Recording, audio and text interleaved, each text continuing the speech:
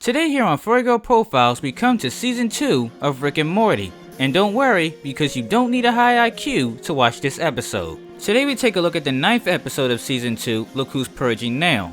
In this episode, Rick and Morty's adventures lead them to an unnamed planet inhabited by cat persons, who also all lived like the Amish. This planet was able to sustain peace because one night a year, all crime, like killing each other, becomes legal. The movie centers squarely around the Purge series, which had its first movie in 2013. In fact, outside of the episode's title, Rick flat out says it. What? It's like The Purge, Morty. That movie, The Purge? Just in case anyone didn't know, Morty is the one with the yellow shirt and Rick is the one with the white lab coat. Morty wanted to get away from the planet as fast as possible, but Rick wanted to stay and watch. By the time Rick had seen enough, Morty caught the screams of a girl in trouble on the ground. The lady cat person in dire trouble was named Arthricia. Her voice actress was Chelsea Kane. She's a teenage Amish girl who made only one appearance and was a temporary love interest for Morty. Not being able to resist a pretty girl in need, Morty blackmails his grandfather into helping her. An almost inevitable trade-off is sticking around after sunset. Your vehicle, is it from the gods? Yes.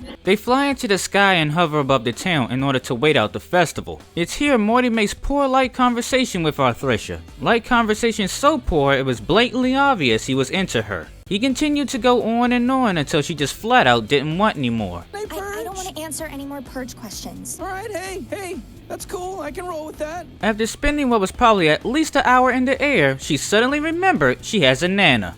She convinces Rick to help her save this Nana of hers while Morty waited in the ship. It was only mere moments before gunfire was seen shooting from the roof of the house. The little cat witch managed to ambush Rick and steal his gun. Fuck out of the flying machine!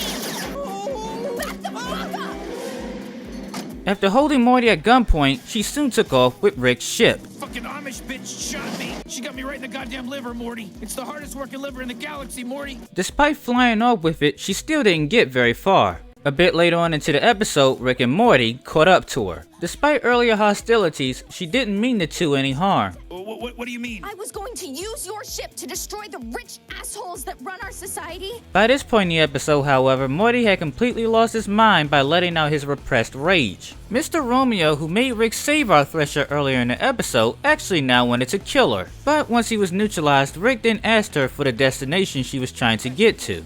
Where's that music coming from? The party soon comes to an abrupt end when Rick kicks through the door. Arthricia was now wearing Morty's power suit and was getting ready to smite every rich asshole in the room for what they did to her people.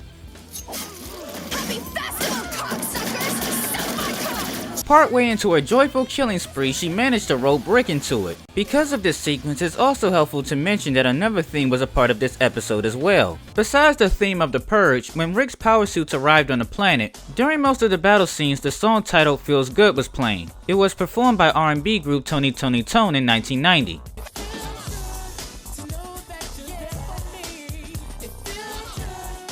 After the bloodbath, Arthricia dances with Rick in celebration to the song. For an Amish girl who grew up on a stranded planet, Arthricia was a bit wild and adapted to Rick and Morty pretty easily. After thanking Rick for all of his help, he gives her one last fuck you for shooting him earlier. He leaves the stage for Morty to talk to her one more time, but she cuts him off before he even has the chance to talk. I don't want to lead you on. It turns into a long, awkward conversation where she tells Morty she has a boyfriend.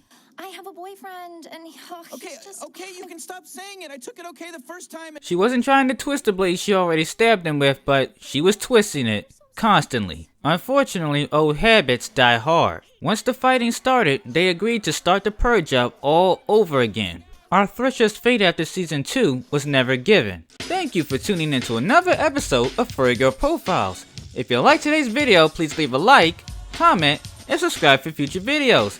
My name is Jawbreaker, and I thank you for watching Playfur Cinema.